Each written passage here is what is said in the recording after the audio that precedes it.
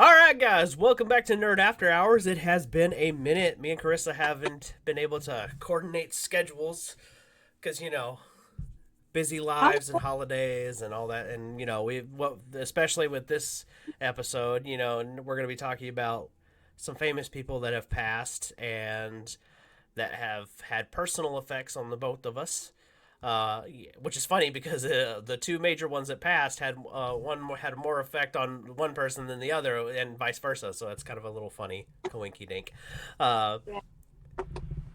so we're talking Kevin Conroy, and we're going to talk Jason David Frank. We're going to be talking about Batman and the Green Ranger. Um, these two guys were legends, and the reason why we're talking about it this on this episode is because we're also going to be talking about like handling loss of people you admire. Because these guys were not just they weren't just actors to us, especially as people born in the '90s. They were living legends. Yeah. Carissa grew definitely. I think you at least grew up on reruns of Batman, right? Because I don't think Um, because you're it wasn't after me a little so bit. we didn't have cable as a kid, so I never got to catch it as it was playing. But what I did have was a lot of videotapes and DVDs that I grew up watching, and I very much liked the Batman universe. And my brother-in-law, well, soon to be brother-in-law, wanted to have us kids like him, and he found the way to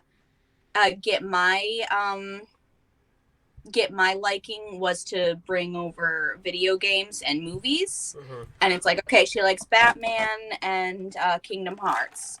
Here you go, kid. Here's this stuff.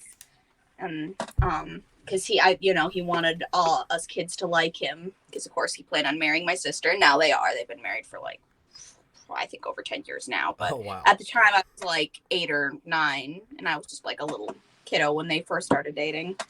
I have been what I think I was younger than that actually.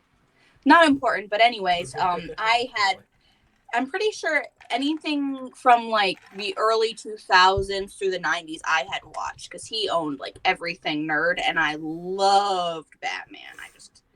I ate anything Batman up. The Tim Burton movie Batman Returns was my sexual awakening going into puberty and everything. Like I especially the old cartoons, I freaking loved Batman. Loved Batman. So, some fun facts about that cartoon. Did you know that the Batman cartoon is introduced Harley Quinn, and she wasn't a canon Batman Yeah, character until that show? yeah. And she ended up being like one of my favorite characters to cosplay as and stuff going into my teen years. Yeah. It's just a funny little. If it wasn't for that show, she probably wouldn't have existed. They actually based her off of like an actual clown actress and then asked her to, didn't they end up asking her to come voice her too? I do not know. That I don't At know. least in some of the original. I mean, she's had multiple actors and stuff, but Oh, yeah. yeah, I watched because I was really into the special features and stuff, so I ended up learning some of this stuff before I had access to the internet. Mm-hmm. So you only had like 5 new DVDs a month, maybe. So I would go through and I would scour. I'd be watching the commentaries, all the special features. So I would learn everything there was to know. And a lot of my Batman DVDs had special features and stuff, and I ate it up.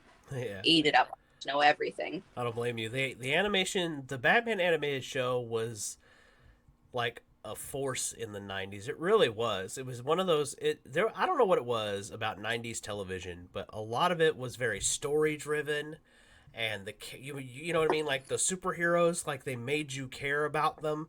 You cared about you, Yeah. and Batman's the coolest thing about the Batman animated series, and Conroy spoke on this a little bit, is one of the things that he thinks that attributed to his success was this Batman was serious but wasn't too serious, and he wasn't campy like Adam West's Batman. He wasn't like I doing, do not like Adam. you know what I mean, doing the fish dance thing. Like, yeah, he wasn't that. He was like, okay, let's do Batman serious, but also let's not be afraid to show his human side.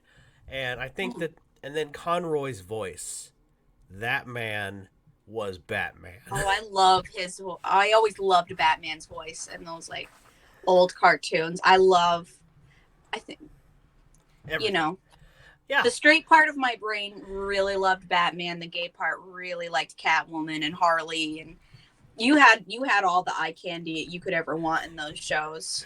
Oh my goodness, you Oh had all yeah. the eye candy. And ear candy. Yeah, I mean, The actors, like every actor and actress they had on that animated series was spot on for the character that they were Oh playing. yeah. Honestly, I don't think I've seen uh better voice work since.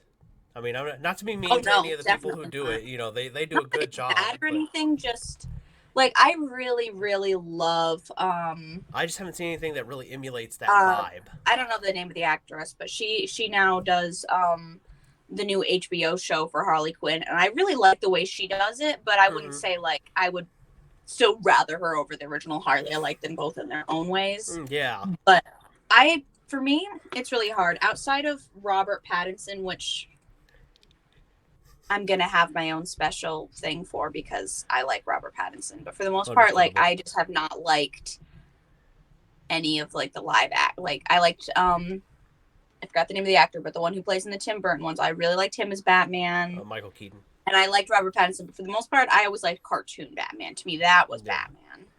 Yeah, a lot of people say that when they read the comics, it's Conroy's voice in their head that is the voice of Batman. Like when they're reading the comic books, and I'm like, oh, how fun is that?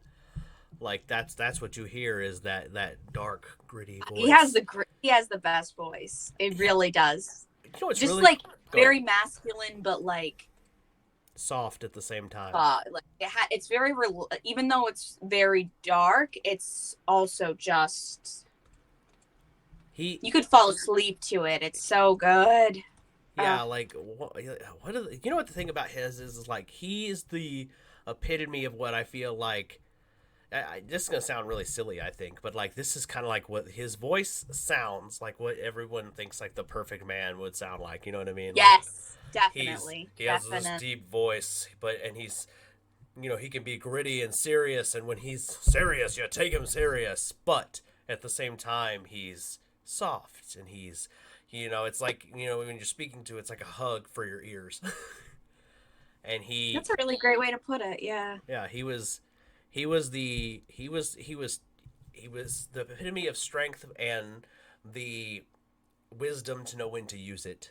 You know, that was his voice, and I don't think that we've had a Batman since that can really emulate that at the same time. Like some of them, the actors seem to stick to this very dark and gritty stuff, but like Conroy really got to show us, I think, more of the whole of Batman than I think any other actor has had the ability to do. Because a lot of people, they sound like they're trying too hard. For him, it sounded just very natural. Like What? You he mean this still doesn't had all sound the like the stuff. perfect amount of trying? Where I are hate. they? Unpopular take. I did not like those films, and everybody seemed to be really mad at me. I did not like them, and I could not stand that depiction of Batman. I just ugh. I mean, I Sorry. enjoyed those films, but the voice was like, how there's always good and there's always positives and negatives. I think to everything superhero film. You know what I mean? Like, there's good and bad parts, but yeah, that the Batman voice is not one of the good parts of the Dark Knight movies. Yeah. So now, anytime anyone wants to make fun of Batman, that's the voice they do. But then again, how could you make fun of Conroy? Like, let's be honest. There was just no way. He's perfect. Hard to get that. I know. Like, the guy is literally what we all picture, like, when we hear Batman speaking. And like I said, a lot of people say that when they hear him, when they read a comic book, that's the voice they hear. Yeah. And You really, you just can't get better than that. no. You really can't. I mean, like, and I've heard, like, let's just be honest here. We all know that ladies and gay men swoon when they hear him talk. They're like, woo!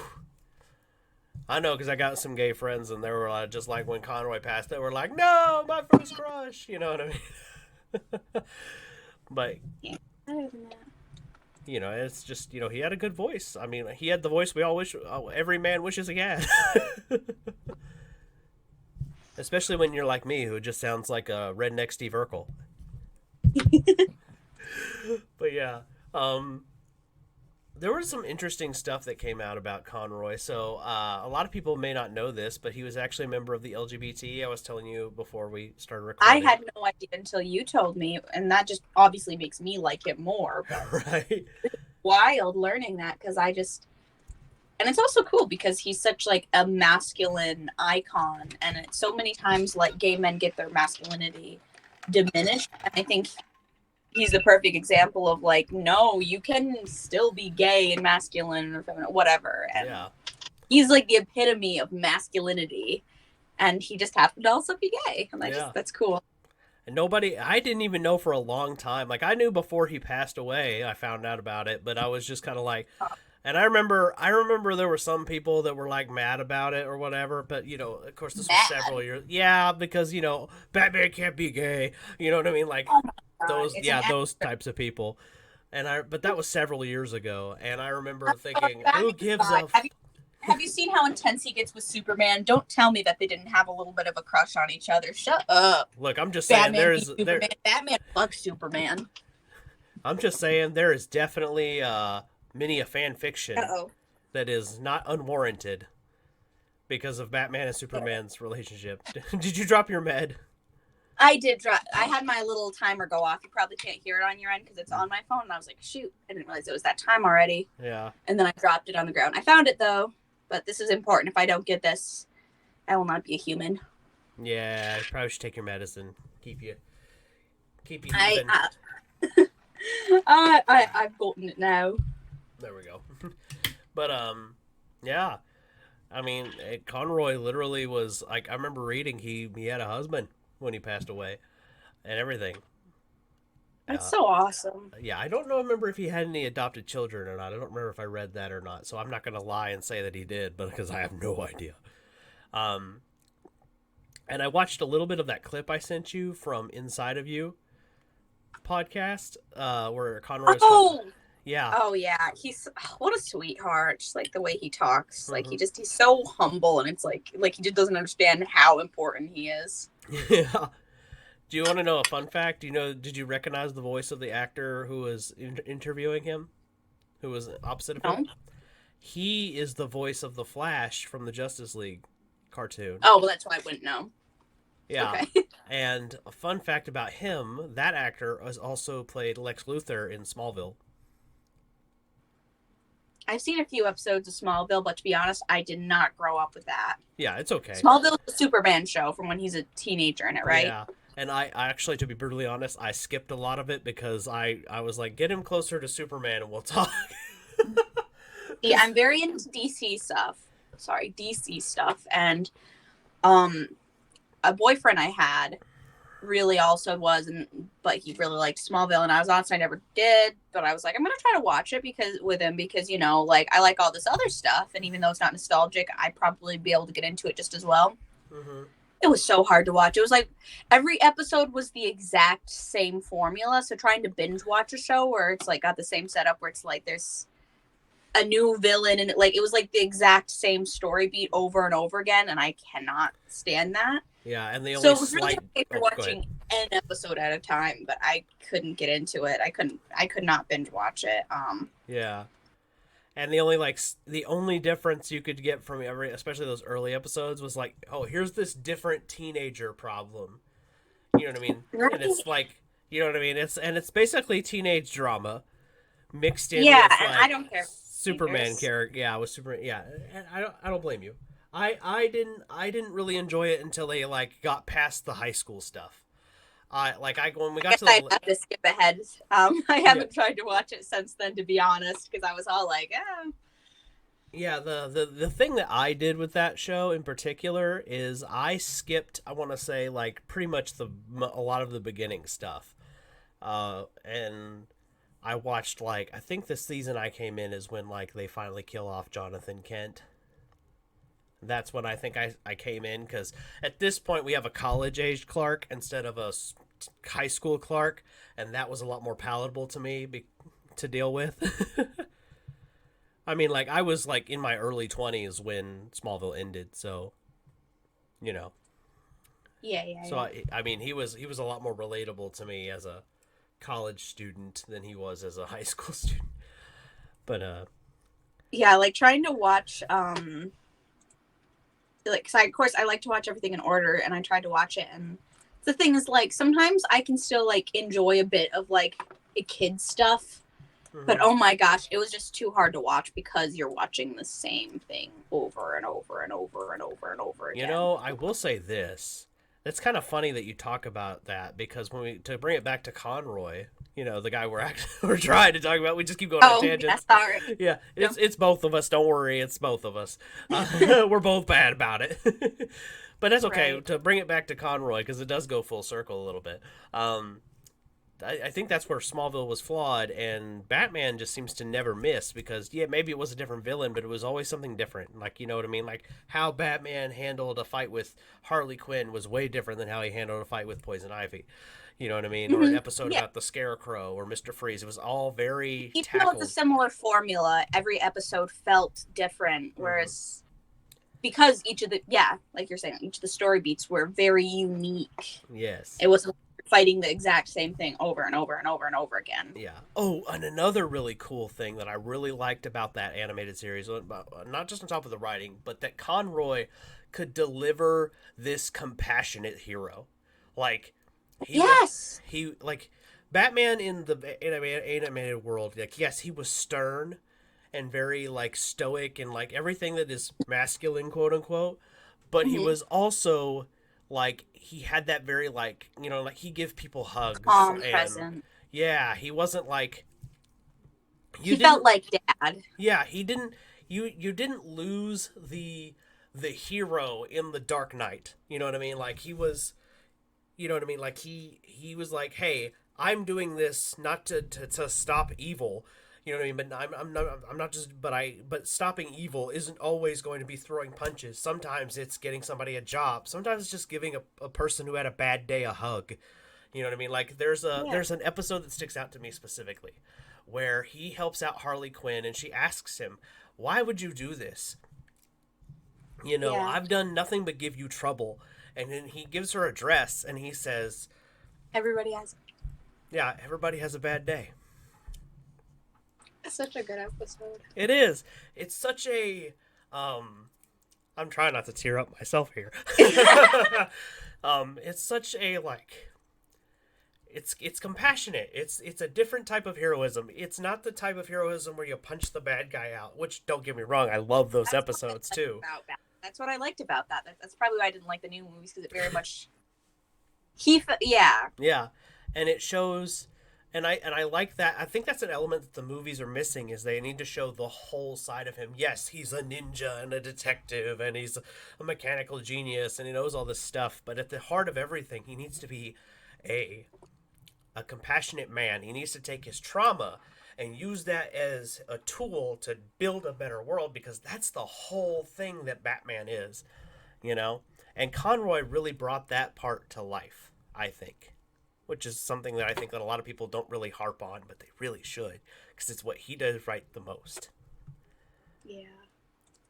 Sorry, I try not to tear That's up why I too. was excited about this new Batman too, because it felt a lot more of that. Because I felt like an element that a lot of the new stuff that's been created was missing was that he started to turn more into a villain rather than like a hero because he's just very cruel and very like Hmm. revenge, Yeah, Whereas before it felt like he was just a guy doing his best and trying to help out all he could. and that's another thing Conroy also mentioned that you just brought that up. Um, People like Batman because he's just a guy in a suit. He's the least superhero-y superhero. Like, Yeah. yes, technically, if you were to do the math for all of his feats and stuff, he is technically superhuman. But for story element's sake, he's just a really lucky, normal, really strong guy. He uses his male privilege for good. He does, and he's literally and yes, he is. And you know what? Another thing, and Conroy hit on this too in one of his interviews, and I really liked it, was that people like him because he's flawed, and he knows he's flawed, and he's like, you know what I mean? He's like, I can't do it all, but I'm gonna damn sure try my damnedest. And it's like, oh, it's the epitome of just doing the best you can. Yeah. And like I said, like Conroy really did, like he really did bring out that compassionate side of Batman because he really does try to say, hey, you don't really want this. You know what I mean? And Batman, like especially with certain characters, like there are villains that are in the Batman universe that could be heroes under the certain circumstances. Like when you really think about like Mr. Freeze, Poison Ivy, even Bane, these people aren't They wholly need bad people. rehabilitation, not revenge. Exactly. These people, some of them have good causes or they have great ideals, and it's like if this person just got the proper backing, the right backup they needed, they could be heroes too. Like even Bane even tried in one comic book story where Bruce Wayne died. Bane tried to be Batman, and then he like it's like he got a whole new respect for the Dark Knight because he's like, I didn't realize how difficult this was. Yeah, admittedly, when somebody else takes up the mantle, he's kind of like, okay, yeah, you got it, cool, great. I'm going back to being one of the bad guys now because this is too hard. But like, you get what I'm saying, like, you know, Yeah, it that's just good. yeah, it's just one of those like kind of wholesome moments where it's like, oh wow, I didn't realize being this superhero was so hard because and it would be so difficult. And that's another thing Conroy was really gifted about with his voice. He could literally when he spoke, you felt that pain and that inner turmoil. He brought Batman to life in a way that I don't think any other actor can. You know, like, and it's not to dog their performance. I think that a lot of actors do a great job in their own way. Like Robert Pattinson bringing out the detective side of Batman was I, fantastic. I like the other versions of Batman, but it's like looking at a really good cosplay rather than the real thing. Yeah, It's the best way. To it. And Conroy felt like the real thing. Like, well, at least audibly, anyway. Like you can't get better than that. That is the that's it. You know, you Hmm. nothing wrong with like yeah. Well, That's Conroy, yeah. yeah, but all right. So I've been holding this one off because like it's a bit of a heroic tale, and I want to. I think I don't know if you saw this video, but did you see or hear the video where he actually got to talking about his help in 9/11? No. Oh, okay, cool. Then I'm about to Must tell have you a been- story. Okay, yeah, go right ahead. All right, I'm going to be telling you and the audience a story. So, for those of y'all at home who don't know, Kevin Conroy actually did help out during the 9/11 thing that happened. You know, that terrorist attack happened. He helped out in the aftermath. So, I think it's on Nerdist News if you guys want to go watch it yourself. I know shouting out the bigger creator, but but if you guys want to check it out, he tells the story way more beautifully than I'm gonna be able to, but I'm gonna still try to do it justice.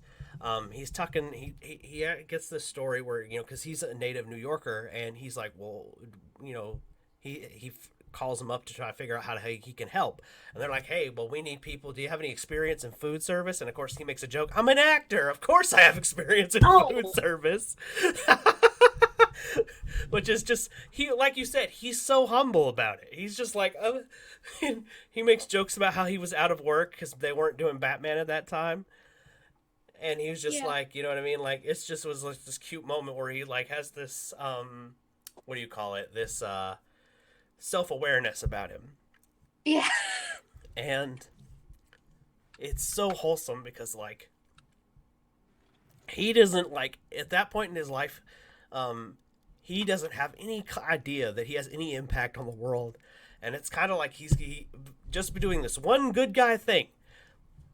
He actually gets a glimpse into it, and it's kind of funny in a wholesome way.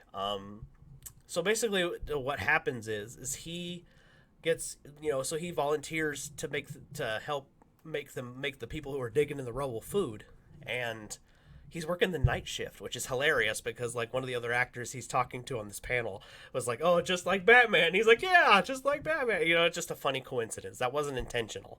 That's just so it was kind of funny. He was Batman in more than one way. And he helped them make soup sandwiches, things like that, that kind of thing, because you got to feed these guys, so they got the energy to dig through the rubble. And they talk about how like one of the other guys in the kitchen asked him his name, and I was like, oh, you sound so familiar, where do I know you from? And Conroy's like, well, I'm the voice of Batman. He goes, bullshit, prove it. And he does his famous line, I am vengeance, I am the night, I am Batman. You know what I mean? And the guy's like, oh my god, it is you. And then there's all these New York firefighters, right, one morning, and they're like getting their breakfast in, and they're like, hey, do you guys know who's been serving y'all? And they're like, they're all like, who? You know what I mean? Like, well, big deal. Who's been serving us? And they're like, Batman. And they're like, what? And then, of course, yeah. And then he says that in the thickest New York accent he has ever heard. There was a guy in the back who's a firefighter who says, bullshit! Prove it! And then, of course, Conroy, being the actor that he is, he tells this story where he jumps up on the counter and he does it like an actor. Like he's sitting there on the countertops doing his line, I am vengeance, I am the night, I am Batman! And then, like, apparently, silence after that. They're like, and then, like, people are just like, what? People's jaw apparently hit the floor. They're like, oh my God, Batman's been serving. And then they're talking about, and then he hears people telling stories about watching the show with their kids. So there's these firefighters and volunteers, these guys who have just been digging through rubble trying to help as best they can in this horrible event. And they found out Batman's been serving them sandwiches for like 3 weeks. Had no clue. Because he was trying to help. He wasn't trying to get no recognition. He was just trying to do the right thing. And the coolest thing about it is, he says to another guy, another one of the chef guys, looks at him, who's like an older gentleman or something along those lines, I think, if I'm remembering the story right, says, so how does it feel to be Santa Claus? And he goes, what do you mean? He's like, think about it. When was the last time you heard somebody laughing in here? We ain't heard laughter in 3 weeks. And now, because you just told everybody you're Batman, and found out the voice of Batman's been in here, they're making jokes, swapping stories about episodes and all that stuff that they watch with their kids, and talking about talking about the figures they got them, and all, they actually have guys making jokes and smiling for the first time in 3 weeks. And then Conroy says he calls up, I think it's the actress who plays Harley Quinn. I may be misremembering that, so don't quote me on that. But he calls up one of his actor friends and says, in a nutshell, he's like, I just discovered what we do matters. Yeah. And he's talking about being a voice actor. It's like, yeah, of course it matters. You're bringing a character that's this heroic person to life, and it inspires real people to do to do hero work. And that matters to somebody. Kevin Conroy's Batman is their hero. You know what I mean? Or to some voice actor somebody who aspires to be a voice actor. Conroy's their hero. And it's just cool to find out that he was actually a really good person. Like, you know what I mean? Like, when the chips were down, he didn't have many skills, but he threw what he had at it. And that's just one of the things that's the epitome of heroism. Yeah. Conroy emulated that in his own way. Anyway, sorry about that. I don't mean to draw you to tears. It's a really cool story. I did watch that. I didn't realize he was doing that I just thought he was working at I knew he was volunteering. I didn't realize it was after 9/11. I must have missed that, but it doesn't matter either way. It's just so sweet. Yeah. He was just trying to help where he could. And the cool thing about that is that video isn't that old. Like, the original video that's taken from is like 3 years old or whatever. So that story recently came out. Like, think about it. He went, a decade without telling anybody that he did any of this? Because he wasn't really looking, I don't think he was looking for the recognition. He just wanted to help. He didn't seem to understand, how famous and important he was as well. Like, why would anybody care about wanting to meet Batman? And it's like, what do you mean? Everybody wants to meet Batman. The fuck? Yeah. Of course. Like, do you have any idea who you are? Yeah. It's just humble. He didn't. That's what. Yeah. It's so admirable about him. He was humble. He didn't let I'm Batman, damn it, go to his mind. And it's just. Yeah. It's just so, I'm finding out that story about him afterwards. I was like, wow, I had no idea. And that is in a world of crappy people, 90s heroic, heroes. When you find out that later they're crappy people, it's, having the opposite for once is pretty Nice. Having a Conroy and a Frank in a world of you know, actors we won't mention because they're, they're scum and not worth mentioning from the Right. 90s. You guys can all I know what you're Google. thinking. We were just discussing this. Yeah. I'm just there are other ones that I can't remember their name and I'm not gonna, and you know what the truth is, then it made me think I don't need to mention them anyway because they're not worth it. We're talking about good people. We don't need to mention the bad ones. Yeah. Because, and the reason we're also bringing up Conroy's legacy, and we're also going to talk about Jason David Frank, is because these guys really did, I think, in the long run, have brought out good in others, Yeah. and that is, He's just a good egg. yeah, it's it's something more of the world needs. The world needs more Conroys and Franks. You don't uh, see it. um, so anyway, that's like the really cool story. Oh, also something I really liked about Kevin Conroy and Jason Frank did this too is they would give free advice all the time to their fans at like comic cons and stuff, like, and they would do their like voice stuff, like they had what is it, that video thing, there's a thing where you can like give them $3 or whatever and they'll, Oh, yeah, oh, and yeah, and they'll say whatever you want them to say as their yeah. characters. Cameo. Yeah, I think it's something like, yeah, I think it's a website. I think it's Cameo. Conroy would do it here, and something that Conroy did is he would get paid to do the Batman stuff, but then he would throw his own little like, oh, and this is Kevin speaking, and he would throw that part in, just throwing it in. He would the advice was free. You know what I mean?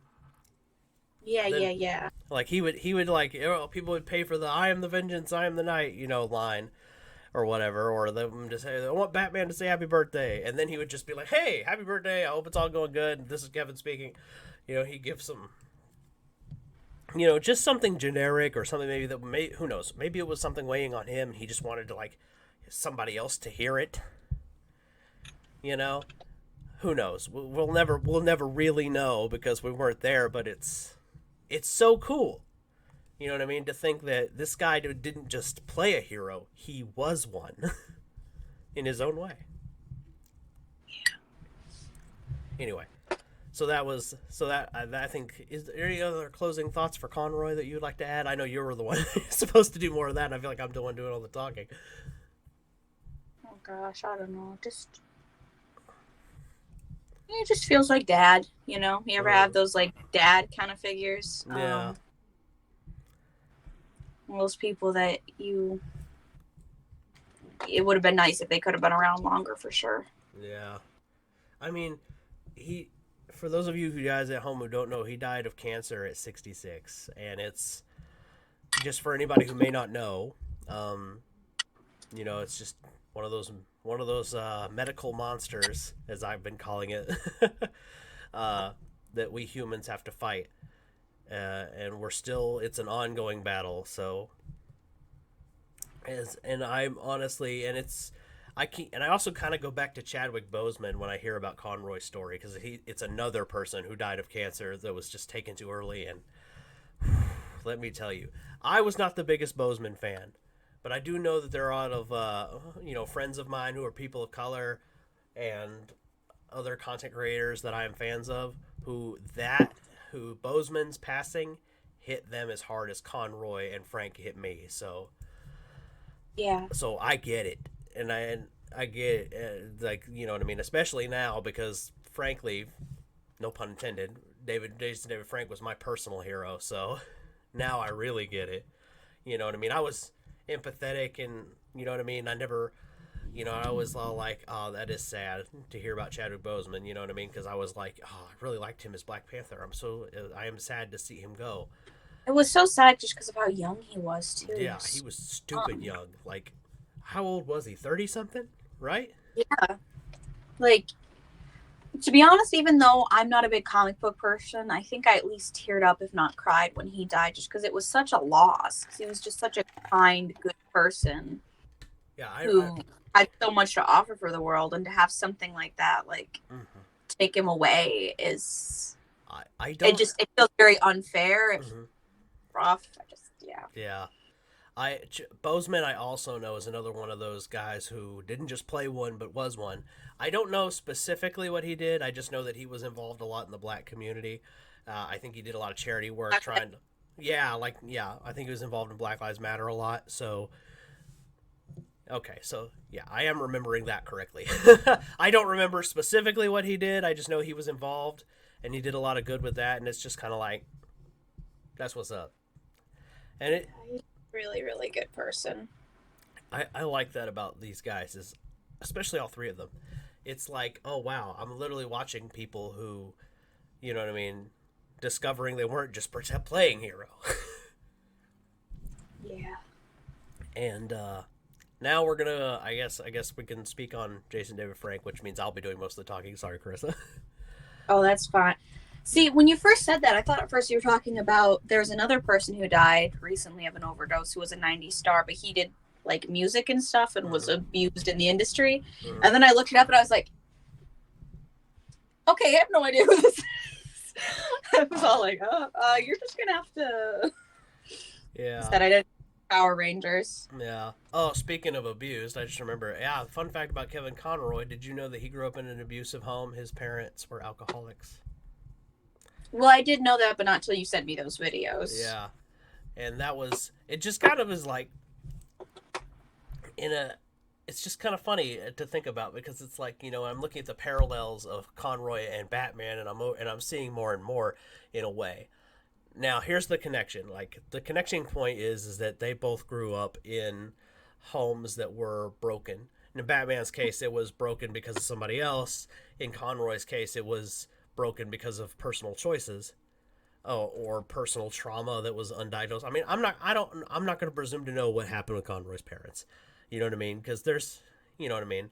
There's a genetic component to alcoholism. There's also a mental component to it. But the point that I'm getting at is both of these this character and this person had to overcome great obstacles in their personal lives, and I'm starting to think that like I look at Conroy like, I see this personal trauma that you dealt with really translates into his acting as this character who also has a lot of personal trauma.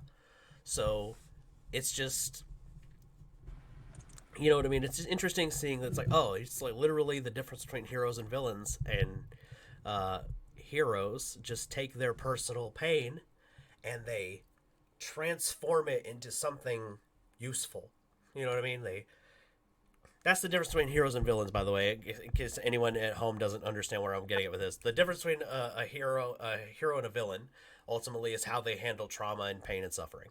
The hero says, I suffered, therefore no one else should have to suffer this way ever again. And they do the work to make that problem less for themselves and for other people as much as they possibly can.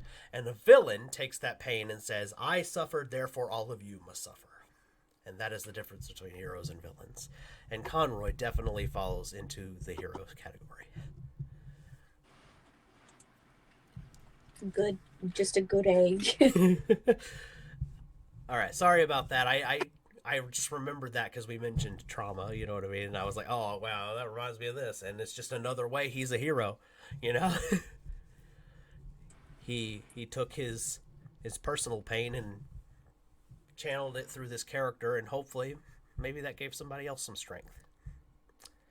I know many of people in their lives who joined the military or became police officers or firefighters or whatever because they thought, I'm going to be a hero somehow, and they did it because Batman, you know? So, yeah. So he did inspire good people to try to do good things. All right, now we're gonna talk about the hero. I'm sorry, I keep traveling off. I'm trying to get to my own personal hero. Maybe subconsciously I'm putting it off because you know what I mean. I'm terrified I'm gonna tear up on camera again. Because Jason David Frank, if you guys don't know, was my personal hero. So I'm gonna be educating Carissa a little bit, and she can throw in her commentary and be like, oh, you know what I mean. Whatever you have to say on it. So I guess we're to begin with Jason David Frank. For I guess just in case anyone who's made it this far doesn't know who I'm talking about, this guy played Tommy Oliver, the original Green Ranger, who was a White Ranger, two different Red Rangers, and a Black Ranger. So he literally was like a team by himself in his different suits. All playing the same character, just different costumes.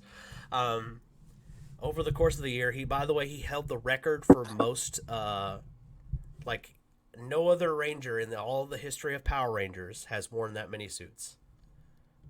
He has the most under his belt. So that's kind of a cool little record that he has. Like, no other actor involved in the Power Rangers mythos has ever worn that many, worn more than 3 suits. And he's worn 5. So it's just kind of a fun little fact there. Yeah. The guy was a record holder. He broke the most boards while skydiving in the Guinness Book of World Records. Yeah, Jason David Frank did that. So, for context, he jumped out of a plane with a sheet and then went, hi-ya, to a bunch of bricks and snapped them with his friggin' arm and didn't break anything. I'm like, on himself. What? This guy was an 8th degree black belt. 8th degree. Yeah, most people don't get past 3, by the way. Just for context. Yeah. That dude was like, he had his own martial arts style from a mix of multiple martial arts. He was an accomplished mixed martial artist himself. I think he had a really good, I think he won more fights than he lost. Don't ask me what the record was. I don't remember what it is. I think it's like 3 out of 4 or something like that. It's kind of like a moot point at this point. What I really liked about reading about Jason Frank after he passed is all the testimonials from people who got a chance to meet him. This is the stuff that I think is the most important thing. The people who met him, the people who actually knew him, his co-workers and things like that. A lot of them described him as, like, down to earth, always trying to make people smile. One actress who was a younger Power Ranger actress, because she's from, like, one of the seasons that's pretty recent, she described him as being, like, almost like a father figure, because, like, he would, like, walk her home or walk her to her hotel room from, like, cons and stuff like that. You know what I mean? Like, him and another actor and her would, like, make sure she got to her hotel room safe and things like that. It was, yeah. He would literally, like, apparently there's a story with this one too, where somebody catcalled her. I read this on Instagram, and I can't remember her name. I think it's like Sierra or something like that. And somebody catcalled her, and he scolded them for 20 minutes till they apologized. It's so good. How funny is that? The Green Ranger's like, now look here, sir. You wouldn't like that if I talked to your mother that way, would you? The guy apologized. It's fantastic. Can't believe he got a guy to apologize. Oh my god, it's fantastic. The guy, like, hearing about reading and stuff, like, some of his friends and stuff would say, like, oh yeah, he took other Power Ranger actors under his wing and taught them how to do Comic-Con and all that stuff, how to do the con circuit. You know what I mean? So Jason Font is the name of that actor. He's one of the other Rangers, and from another series, and he's like, why are you teaching me all this stuff? Like, you know what I mean? He's like, oh, it's because you never asked me for anything. He's all like, you never asked for anything, and everybody always asks me for something, so, you know what I mean? And it's not to say that he was unwilling to give what people ask for, autographs, pictures, whatever. It's just, it is a bit of a relief when you have that one friend who doesn't want anything from you. Yeah. So, and it's, and it's nice to have that one friend that doesn't want anything from you. And, yeah. So, and there's just story after story of pranks and things like that. Like, he pranked the Blue Ranger during the filming of the first Power Ranger movie. There's a story where he brought him a PB&J sandwich with a fly in it as a prank. What's funny about that story is it kind of got twisted on Jason. because he brought the sandwich to the actor who plays the Blue Ranger. No napkin, and he's all like, "It was in my hand." You know what I mean? I expected him to look at that and think something was sus here, and instead he just took it and ate it. So basically, the guy was like basically shocked that the Blue Ranger took it and ate it because he was just kind of like, "It was on my hand. It's not in a napkin or anything. Come on." you know. So it's just like because he wasn't expecting him to actually take the sandwich. Is where the Yeah. it kind of got flipped around on him. There's jokes of him like farting on like other Power Rangers and stuff. There's a joke where like he pants himself. You have to remember also these people are close friends at this point. You know what I mean? So no worries. These guys Yeah. were yeah. These guys, this is the kind of stuff that just happens with close friends backstage and stuff like that, especially when you've got to work together and be friends for a long time. Like, there was a story where, like, him and the Pink Ranger, they had to do a kissing scene for, like, the mistletoe scene for, like, Christmas, for the Christmas special or whatever. And he goes, "Oh, mistletoe, you know what that means?" And then he drops his pants. Now, what's funny about that is he's wearing like these like long johns or whatever, so it's not like he's, you know what I mean. He's fully clothed still, but it's not like And also, these are pranks that they were used to back then. Like they apparently like he was just kind of known as being a bit of a prankster. So it wasn't like he was doing anything crazy or anything that wasn't expected. These people were close, did this kind of shenanigans all the time. You know. I think there were even jokes about him flirting with the Blue Ranger for the funnies, and the Blue Ranger was gay in his personal life for reference there. But it was just it was just like play flirting or whatever, how some friends do. Yeah. Yeah. I wouldn't know anything about that. I'm like, I know she's straight, but I'll be like, "Come on, let's get married. Let's get married." And she'll be like, "Okay." You and Carolyn? Yeah. Oh yeah. Yeah. Just make sure I knew which friend it was. Yeah. Shout out Oh, to I thought I Carolyn. said Carolyn's name. I'm sorry. Oh, maybe you didn't. I didn't hear you. I don't know. It doesn't matter. Yeah, it's all good. But yeah, it's like jokes like that. I'm trying to think about some of the other stuff that he did. Did you know he opened up like 4 karate schools or something like that? No. Yeah, his business partner is gonna keep the schools open. By the way, even though he's passed on. So how cool is that? What? So that would kind of suck. Well, his business partner, Like work being gone as soon as you leave. That's one of the best things about starting something like that is having a legacy to leave behind. and he did because he taught these other guys how to do his style of martial arts, and now they're gonna keep teaching it, hopefully for generations. Hopefully. Hopefully. I mean, the guy did leave a legacy in many ways. The guy was also part of Make-A-Wish. He would visit. Oh. Yeah, he would visit kids, and in the hospitals, and take pictures with them. Sometimes he'd wear the suit, things like that. Yeah. So they could meet their hero. I'm trying to think. I mean, we're talking. Somebody did the math. During COVID, he took the risks of catching it by going to comic book stores that weren't doing so hot and signing stuff. Like they did the 6 feet apart, that kind of thing, you know what I mean? And have lines out the door. But he took the risk and he would bring stuff that he just had collected over the years. And somebody did the math, and we're talking like hundreds of thousands of dollars in charity. Just giving stuff to like these comic book stores so they could stay afloat during COVID. We're talking he would also like stay hours after like cons would close, like to where like con security would have to ask him to leave because he didn't want to disappoint his fans. That's so cute.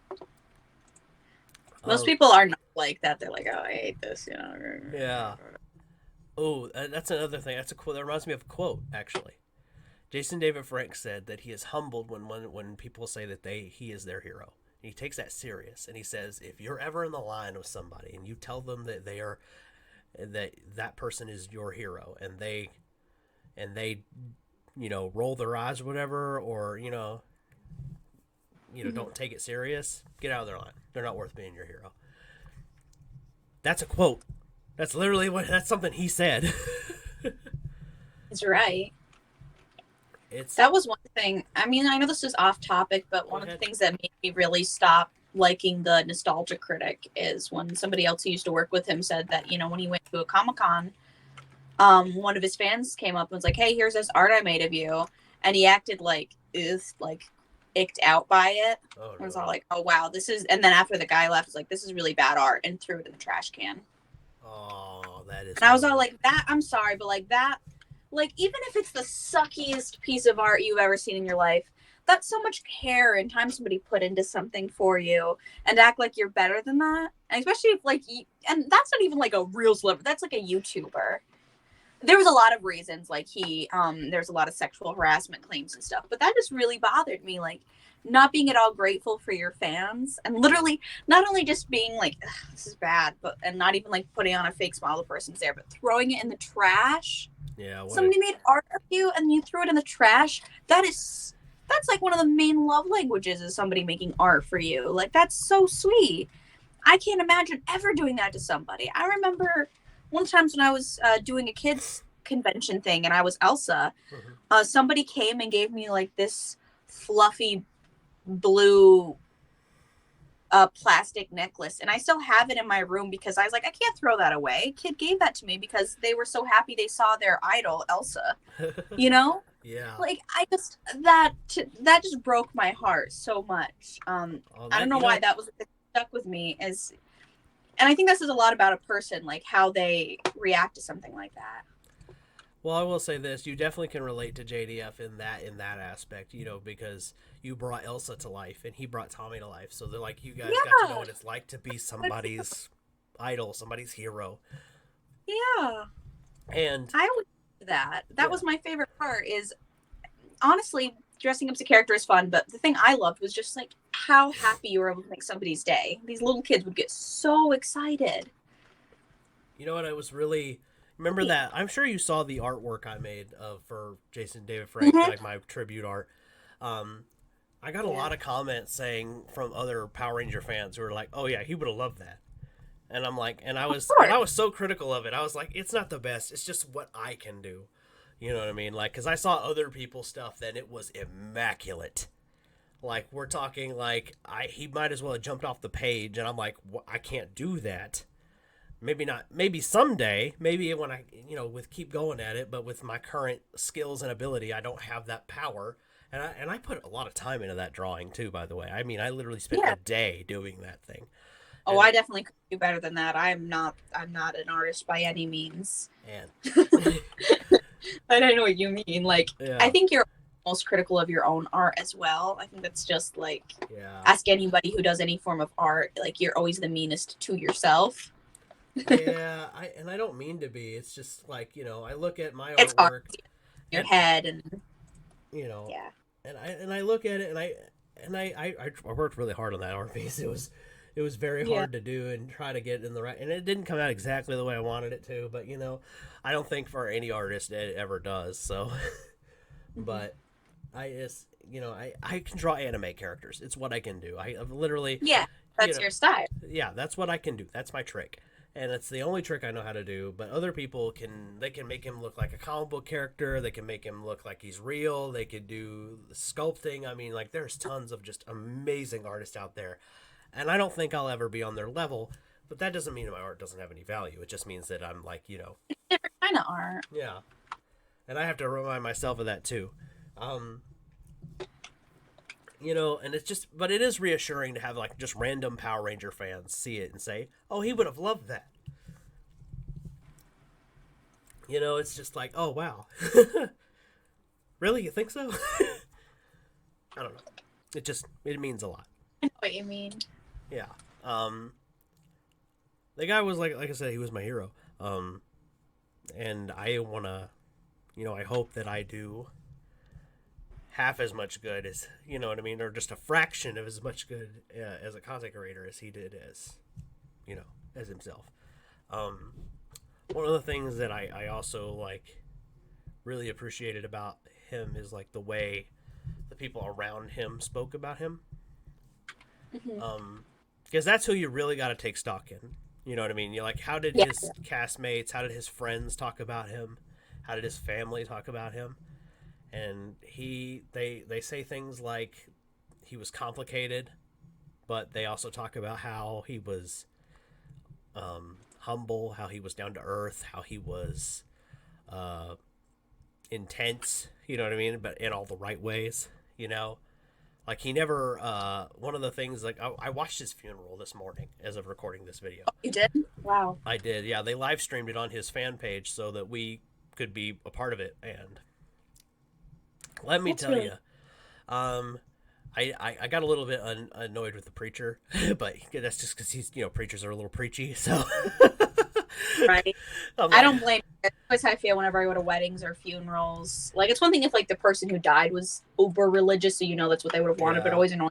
Like, using somebody else's event as an excuse to preach. Like, when I get married, I'll probably let my dad do the ceremony just because that's, like, his specialty. no, But I know I'm going to have to roll my eyes when it's like, marriage started because of Adam and Eve and blah, blah, blah. And it's like, yes, Dad, yeah, yes. yeah. It was kind of that. It was kind of thing. But Jason David Frank was a Christian. He had a tattoo on his forearm that said Jesus didn't tap, and that was one of his motivations for training so hard. So he took all the good stuff about Jesus to heart, which I can appreciate that. Yeah. And by the way, the pastor that was at his funeral was his friend. By the way, I actually came across. Oh. Yeah, funny enough, after I watched that, I went to YouTube and I subscribed to JDF on my Ben 10 page as well as this one because this one I've been subscribed to him for years, but on the Ben 10 one he was a new subscribe, so they were like, oh, in the suggested ones they throw him up at me, and of course all the videos are from 2 years or older, and one of his My Morphin Life episodes, which was his little vlog series, I just saw that pastor. It was in the thumbnail but it's a video from 4 years ago, and I was like, oh. You know what I mean? So the pastor at his funeral was a personal friend. So I give the preachiness a pass. You know what I mean? I just waited for him to get past the Jesus stuff and get to the, him talking about Jason, which is what I was listening for. Because I wanted to know more about the man behind the hero. Yeah. So you're only seeing the public persona, so you can only really get glimpses of somebody's life. Yeah, and let me tell you, I don't know what he was dealing with. I do know I did learn some things because he passed away. I found out I think it's his stepdaughter had also committed suicide. Like, oh, jeez, that's awful. yeah, like a couple of years ago. Like, yeah, it was either like like 2 or 3 years ago or something like that. I may be remembering that wrong, so don't quote me. But I know it wasn't that long ago that she passed. His brother passed away from a drug overdose. His mom passed away from cancer. So it was like, brother, mom, now this stepdaughter. And then of course there was a divorce involved. Like him and his wife were going to get divorced a few months ago, like 3 or 4 months ago. Like she filed for it. And then like apparently from what I've been reading, like they were going to try to fix it. And one of the articles that said that they were arguing and he locked her out of his hotel room. And yeah, I don't know what was said. I'm not gonna pretend I understood what was said. Right. I'm gonna give her the benefit of the doubt because I think that's what he would have wanted. Mm-hmm. So that's what I'm gonna do. Jason always believed in trying to see the good in people. I do know that I do remember hearing him like preach about that a little bit on his page, and so I'm gonna get I want to give her the benefit of the doubt. That's what I'm gonna do, and I'm not gonna make any assumptions or predictions about what happened there. All I can know for sure is I bet you that depression was probably something I know depression and anxiety and ADD, and he had a bunch of stuff he basically admitted in his poetry that he was dealing with, and you compound that all together, and it can be a lot to deal with, Yeah, of course. and Depression's just another one of those medical monsters we're still trying to figure out how to fight. Just like cancer. Just a different beast. Yeah. As sad as it is, I would say, yeah, depression can be just as deadly because it's, it's infecting you from the inside and it's hard to control. And it makes you not want to be here. You know what I mean? So it's like I almost feel like it's worse than cancer. Like with cancer, if you catch it early enough, there's treatments.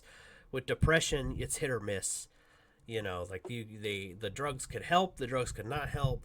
I mean, I don't even know if he took anything for it. I have no idea, and I'm not going to make any presumptions of whether he did or didn't. I just know that I feel like that, like you said, that monster could be worse. Yeah. And it's just like I said, it's just one of our medical adversaries. It's kind of funny when you think about it. Like all of humans' worst enemies are us and our medical. You know what I mean? Yeah.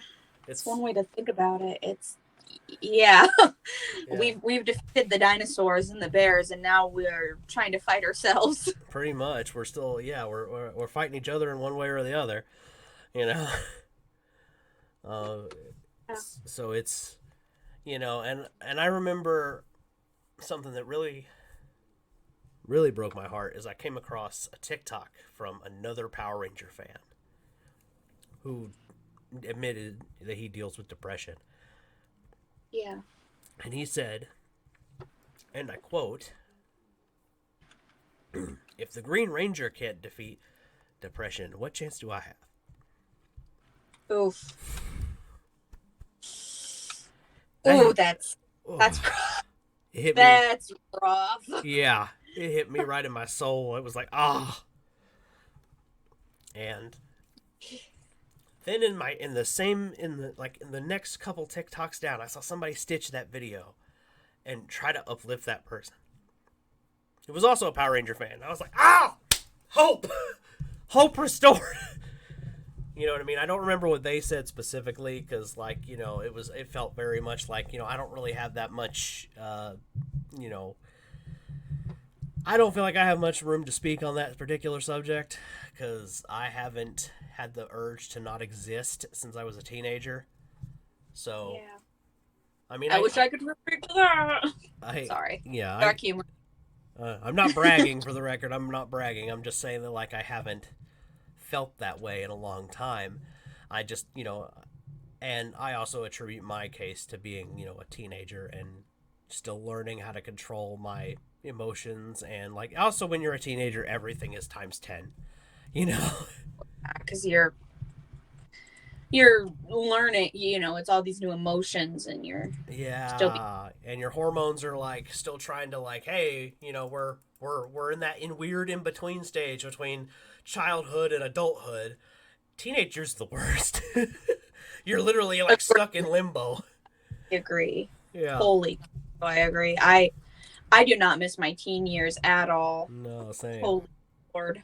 I would not go back no way in hell. I don't even miss my 20s exactly, except for the way I look. I always feel so bad for the teenagers in my life because I still work in fast food. I'm around teenagers a lot, and I'm like, oh my goodness, I feel so bad for you guys. I remember that. I feel like I don't know. People always give it to you. It's they're just I'm always so patient. I'm like, these are literal children. Doing adult work. Be patient with them. Yeah. It drives me crazy. Just the way that the teenagers are often treated at work. It's just they're kids. They're literal children. They might be finally starting to hit puberty and starting to look more like adults, but they don't know anything yet. You know? They're still ignorant. For the record, in case anyone at home is thinking of insulting them, I'm not. Ignorance is a lack of knowledge, not the lack of ability to understand. They're kids and they need patience and understanding. Oh, that reminds me of a quote for JDF. It's gonna sound stupid, for Jason David Frank. He was talking about, there was one of his friends who I think is the guy who owns the karate schools now. He's gonna have to go forward without him now. He was talking about how one of their students was rearing to go in this tournament, and then they saw their opponent, and their opponent was huge compared to them, and you could see their confidence just go out. And he says JDF takes that student aside and says something to him. He says, "I have no idea what he said to that student." But that student walks right into the ring, just ready and rearing to go. And then, of course, he proceeds to win the match. And then JDF leans over to him and says, "Isn't it amazing what a little confidence can do?" It's just one of those wholesome stories, you know? He was, you know, he was a teacher. He was, you know, a leader. That's another thing. A lot of Power Ranger actors said we don't really. One of those things says Power Rangers won't be the same without him because he was their leader. It may be more ways than we know. Like, I thought it was just, at first I just thought it was a reference to the show, but, you know, they keep talking about him like how he was inspiring to young people who were playing Power Rangers. You know, they were like, you know, I saw another actor who was like playing the Sixth Ranger, which is kind of a trope on Power Rangers. The sixth, Okay. yeah, the sixth Power Ranger is always like this, is always like the cool Ranger, so to speak. You know, they're the guy who gets all the shiny suit and gets the chest shield and all that stuff. You know what I mean? Like, so, and a lot of these actors have come out and said that they look at him and go, okay, how do I do what he did? You know, they wanna emulate him, and it was like, wow, how cool is that? You know, other Power Rangers actors have also like tried to like emulate him in other ways. Like, I saw another guy who was a Green Ranger from a later series make jokes about like, well, he's number one green now, you know, after JDF passed away, and it was just light humor, you know what I mean? Because JDF he explained the joke as him and JDF like were making jokes about who was going to be the, you know, the big cool Green Ranger now, you know what I mean? And JDF would make jokes about how, you know, like they did like a thing where like JDF put his chest shield on the younger Green Ranger. It's a Power Rangers reference. Kind of like almost like a passing of the torch kind of thing as a joke, you know? And so it's kind of like he was sharing an inside joke with the rest of us. So I thought that was kind of cute. And I saw that on Twitter. I mean, the actress who played the pink Power Ranger from the original series, like, she literally, like, she tried to come on to Instagram just to sing her songs for people, try to soothe people, the fans who were in pain, and it was a very human moment because she had to stop in between each song and kind of, like, talk, you know what I mean, and kind of, like, you know, wipe tears away and stuff, like, you know. And it was just kind of, I don't know, it was a very human moment, like I said. It was like, oh, wow, this guy really was everything people are saying about him. You know, yeah, he was complicated, and he was, you know, he had his, he had his issues like every human does, but at the end of the day, he was good. Yeah. I mean, he tried to help people where he could, or inspire people where he could. I saw several people, including myself. I mean, I wouldn't be a content creator if this guy hadn't existed. I mean, like, literally his message was be the best version of you and be kind to people. I mean, he inspired artists, musicians, content creators, his fellow actors even. I mean, how much of a legend do you gotta be? You know, you inspire people who are being Power Ranger actors who are like, wow, I want to be just like this guy. You know, like, I don't know. I find that so cool that he inspired other people who were Power Ranger actors to try to, like, be the best version of themselves too. And I appreciate that. Anyway, I don't know what's, you know, each of these guys, like Conroy and Frank, each one of them, like, just tried to help in their own way. Yeah. You know, make it better you could. Yeah. I mean, literally, people were talking at his funeral about how he was always giving money away. Like, Frank was just walking around handing money to people, trying to help people out. Like, I had no idea that that's what he was doing with his money. He was just like, hey, like, he was talking about how he gave like homeless people like hundreds of dollars, like, just randomly all the time. or he like tipped really big at restaurants. It was like unnecessarily big. You know what I mean? Just trying to help people along. Yeah. And I like that. In a world where we have all these people who are just fake good guys, we had a few that were the genuine article. Anyway, do you have any commentary you would like to add? Sorry I gushed on you. I would, I don't know, just check up on your friends, your family, because you never know what somebody's going through. I mean, not that, there's much you can do about cancer, sadly. Maybe fund scientists instead of demonize them. Yeah, you're right. That's up to the government, not the individual. I don't know. I've definitely seen a lot of that myself, and I still struggle with it a lot. Today has been one of those days where I got up.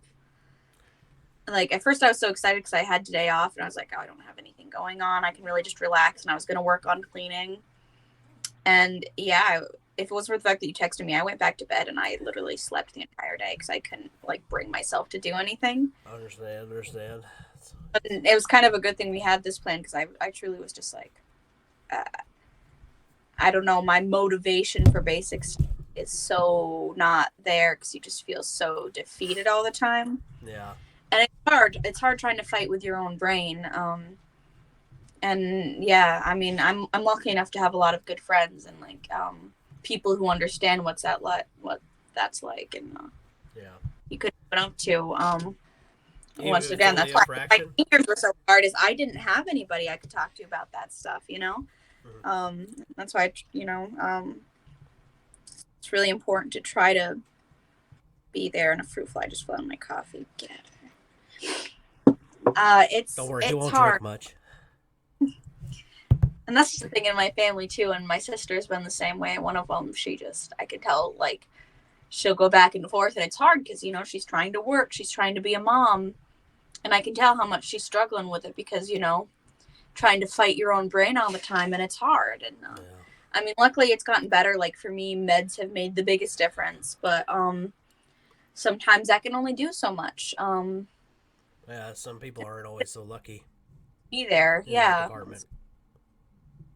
Yeah, with health insurance, I think it's important to, just be there for each other, because I know for me, if it wasn't for all the amazing people I have in my life, I don't know if I would have made it this far, because I know for me, my brain just, and I know a lot of other people like that, where it's hard because, sometimes the world could just be so heavy. Yeah. That's why, but, go ahead.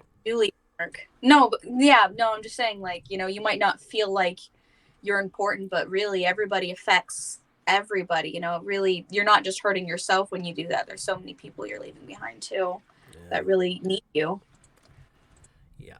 On the world being so heavy comment you made, yeah, I really got a taste of that too, because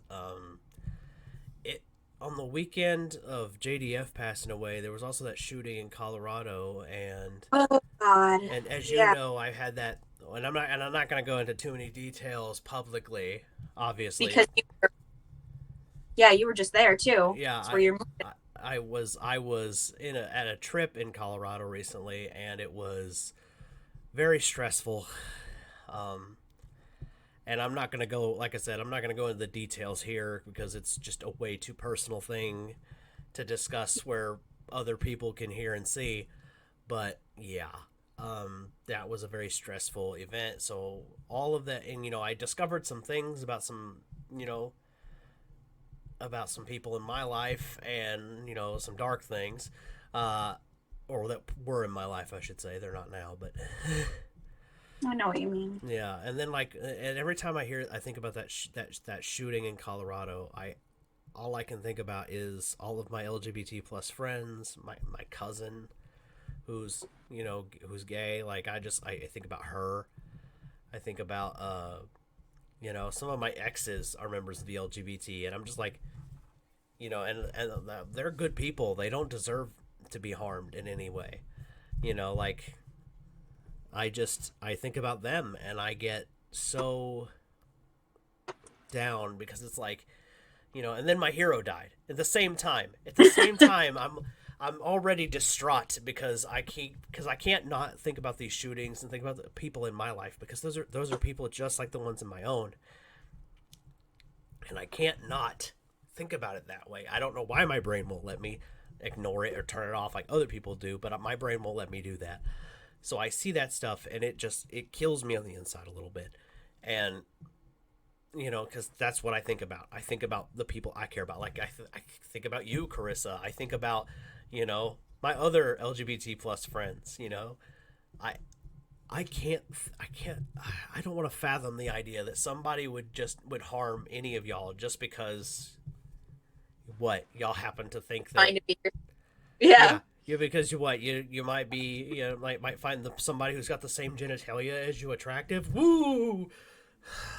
It's and then my hero passes away, and it's like, oh great, one more person that was just like a light pillar in the world is gone.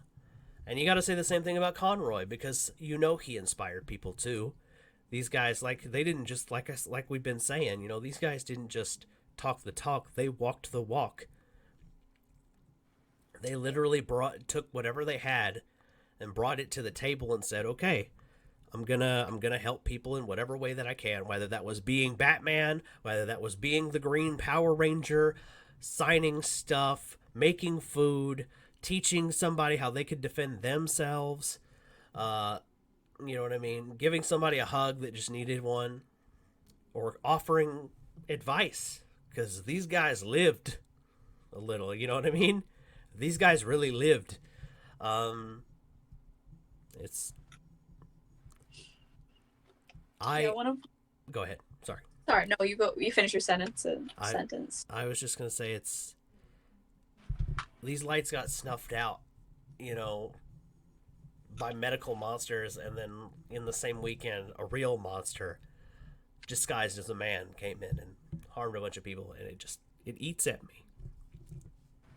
And I don't mean to get emotional. It's just I'm the same. It's been rough. Yeah. And then like I said, go ahead. Sorry, go ahead. Oh no, I keep thinking. One of my YouTube big sisters, she lives in Colorado, and she's now married with a kid now, and just listening to like the way it's been affecting her. It was the same thing when we've had other shootings, just that frustration. And it's like, what if my kid ends up being gay and now they have to go through this, and nobody should have to worry about that. Yeah. It's hard because it's just like knowing how many people just hate you because of what you are. And it's very comforting to know that there are people who, even if they aren't in the same group as you, do care. Because it sucks, because like I feel like you need those internet families. Like this past Thanksgiving, I had 3 different Thanksgivings to go to, and yeah, I just saw a lot of homophobia, like even just little things like I painted Bogey's nails as like we were just goofing off, and just the way that some of his family talked about him, like talked down to him for at all doing anything effeminate and getting screamed at and stuff, is just how much hatred there is for anything that's non-conforming. And just being like, wow, like I couldn't, like, just always feeling like you're so afraid to be yourself even in front of your family. And it's hard because I love them, but it's like this Thanksgiving is like, wow, yeah, leaving is definitely going to be the right decision, because you're never going to be able to be free. Yeah. I mean, it's so hard because, it's like these are supposed to be people who love you, and the fact that they're okay with this, like, I don't know. It's just so hard.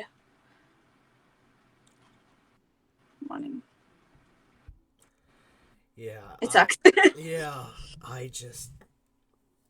And I know that, like, and other people will probably give me shit for it. They're like, well, you're a straight guy. So what? I'm like, yeah, but that doesn't mean I have been in love with people that were part of the LGBT plus.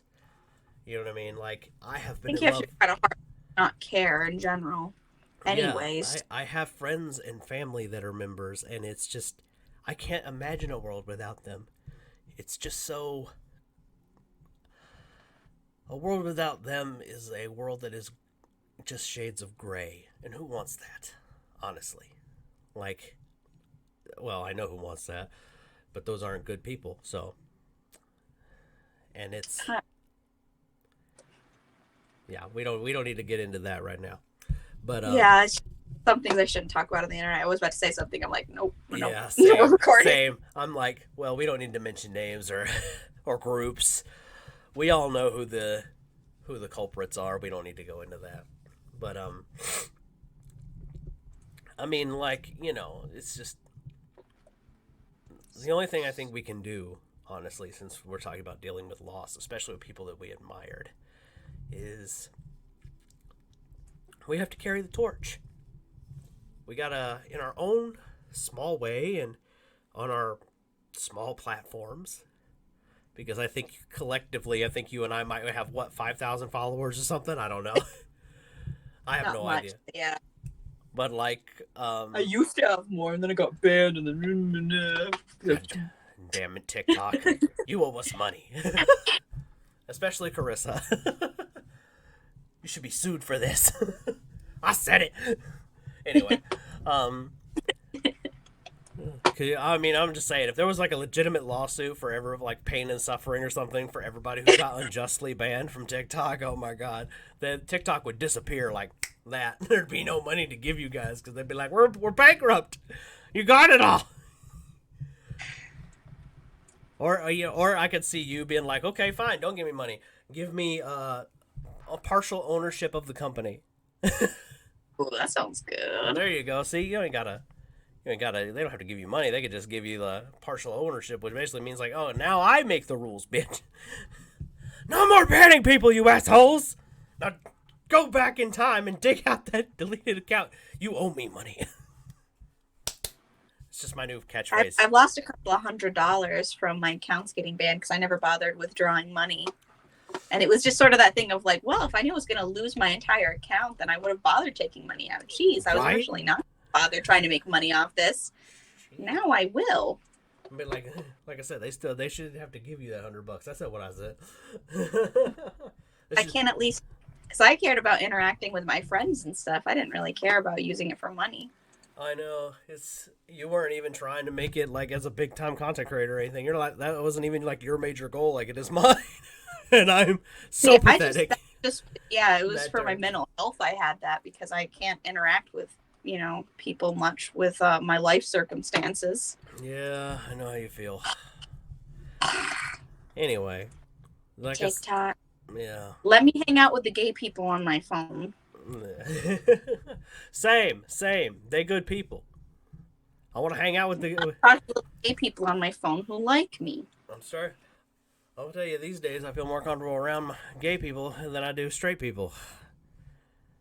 Yeah, because we're not going to fucking kill you for being different. Yeah. Or they're not going to punch you over words. Anyway, Carissa knows what that reference is. I might if you disrespect Twilight. Oh, Twilight, let me tell you about that dog shit of it. No, I'm just kidding.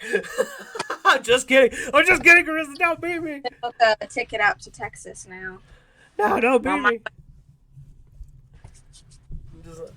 Yes, she'll do it. I've got scars on my back. I'm just kidding. That sounds a little too perverted there, bud. Well, now you went there. I was just thinking like, how dare you, like, beat me with a stick or something. That's where my brain went, but, I'm a bit too gay for this conversation. We're about to go into a spicier area that is not safe for YouTube with this conversation. Oh, thank you for the laugh. I needed that. When we talk about these kinds of subjects, I will say that the people who can make you laugh in the darkest of times, those are the people you want to keep around. And Carissa, you definitely fall in that category, so thank you. You're welcome. This has not been easy. I felt so embarrassed. I kept crying. Like, I'm usually not a big crier, and I kept crying at Thanksgiving and stuff, and a lot of my siblings kept giving me weird looks, but it's like that hard thing of like, these are people you've known your whole life, but sometimes it doesn't feel like family. And I'm looking at all these kids that I love because I have 15 nieces and nephews now, and Jesus. like they were just born yesterday, and now they like I can have conversations with them and stuff, and it's wild, and you just feel your own mortality. Yeah. And it's for me, it's just a really tough subject. So everybody else is giving me weird looks as I'm crying out my eyes because somebody handed me a toy truck, and it's just like, fuck is with this emotional ass bitch, and I think that's she's wholesome. like, these are my babies. Look at how big they've gotten. They're happy tears. They're not sad ones. They're happy tears. The mixture of happy and sad, yeah. Yeah. I think I get really weirded out because I'm very passionate, especially when it comes to my kids, and of course it's been hard because it's like that whole not knowing if I can have my own, and just like I'm really sad that I have to give up being around my own nieces and nephews now, and oh my gosh, so many mixed emotions, and I relate. like very bittersweet. And for me, it's a little different, but I do relate, like that bittersweet you were talking about. Like it was helpful to see other people were also going through what I was going through with like losing their hero, and it brought me a little bit of hope that because I just saw people, you know what I mean, like uplifting each other in their Yeah. in the comment sections of these videos and these Instagram photos of all of this art, and it was just and people on the live stream I saw the chat was going and nobody was being disrespectful. Everybody was saying, oh, thank you for sharing this and letting us be a part of it. It was just this, because like, and I was worried about it too because I knew how he passed, a little bit about how he went out, and I was afraid there was going to be some religious nut who'd just come in there and start screaming hate Ed about it, you know what I mean? Or, you know. Also, like, fun fact about Jason David Frank is he was openly friends with David Yost, the guy who played the Blue Ranger. Never stopped being, I believe he never stopped being friends with him, like, even after he came out of the closet, and people were being, like, uber mean to David on the Power Rangers set. Like not the actors themselves, the people that worked with him. Okay. Yeah. How funny is Okay, I was that? curious. I'm like, what? Yeah. Apparently, a lot of the people, like the Power Ranger actors themselves, weren't cruel to David at all. But it was like people that worked on the set, people who were like in charge of the show, like directors and stuff like that. Like he never names any names, so we don't know who per se. But he said he'd been called the F slur just one too many times. You know. Jeez. Yeah, and that was, and Jason never stopped being friends with him. Like he never like treated, as far as I'm aware, he never treated David any different. You know what I mean? Like, and I'm like, wow, that's for the time frame. I think that's pretty progressive. I don't know. Badly. Yeah, from the '90s, That's like I'm not gonna stop being friends with him. Y'all can bite me, you know. That was Yeah. something also I remember hearing about him. He was very much like, headstrong like that. He was like, he was going to do what he thought was right, and he didn't care what the consequences were. And that was something that was also echoed by some of the actors that were with him. And it was like, he always tried to go to bat for other people and things like that. And it's just, and I'm sure that there are some things about Jason that I probably wouldn't agree with or I wouldn't like if I knew them. But from here's what I do know, I think that whatever his darkness was, because we all have it, I think that the light side of him overpowered that tenfold, and you know what I mean. Like as far as I'm aware, you know what I mean. Like there's like only a handful of like things I'd be like, nope, you're evil now, but I don't think he committed any of those acts, and I think that he's.